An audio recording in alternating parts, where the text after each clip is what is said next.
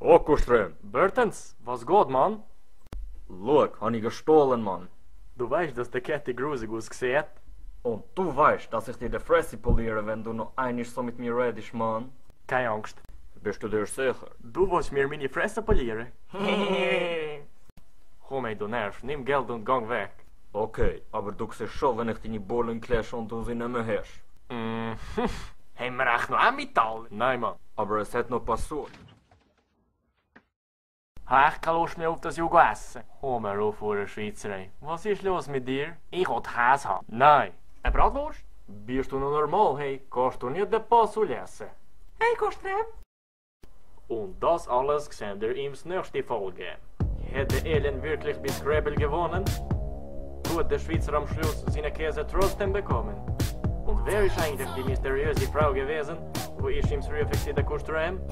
Ihr werdet schon sehen.